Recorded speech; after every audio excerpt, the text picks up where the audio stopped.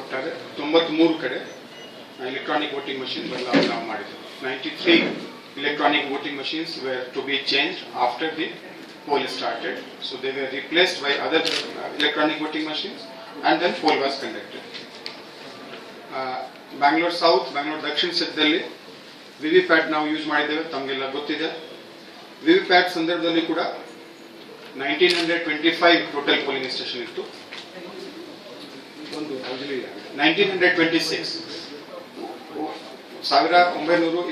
Polling station ಅಲ್ಲಿ VVPAT use ಮಾಡಿದ್ದೇವೆ ಬ್ಯಾಂಗ್ಳೂರ್ ದಕ್ಷಿಣ.